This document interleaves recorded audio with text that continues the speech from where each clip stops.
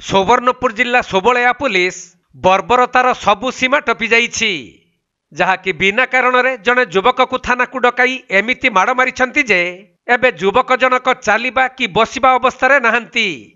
तांको पिचा जंघ एवं पादरे पुलिस एभली माड़ मारिछि जहार विजुअल देखाइबा संभवपर नुहे। और से आईसी बोले कि तुई किए मते फोन करवाले। हां आईसी हां तापर मैं तार फोन से मोर फोन काटी देला। मैं तापर एसपी के फोन कली। एसपी आगे जले फोन कले तापर जे रात 8:30 बजे आई छला। तुमको केत दिन रखे थाना रे प्रबल मार देले। एही घटना संपर्क रे जहा अभियोग होईछि सोबळया थाना टेभापदर गाँर जगन्नाथ कर्मी नामक जने युवकंकु पुलिस गत 3 दिन तले एक चोरी मामलार तदंत पई थाना को डकाइथिला। आउ तदंत आଳରେ थानार एएसआई संतोष इंदिरिया जगन्नाथंकु 3 दिन थाना रे रखी निस्तुक माड़ मारी लोहलुहाण करिथिले।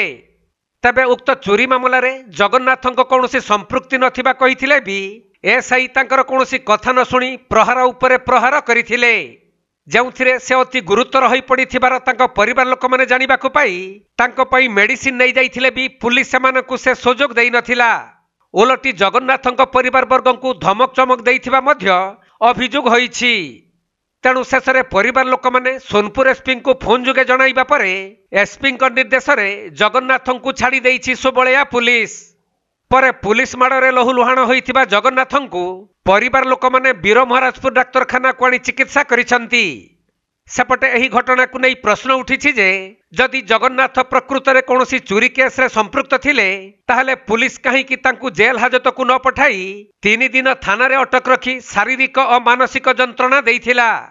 आउ जदि प्रकृत रे जगन्नाथ निर्दोषी ताहले तांकु पुलिस देइथिबा अमानुषिक निर्यातना पई पुलिस एसआई को दंड विधान हेब तो।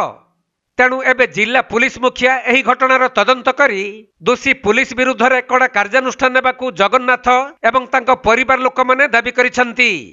हेले एही घटना बाबद रे पुलिस रो कोनोसी प्रतिक्रिया मिली पारि नाही।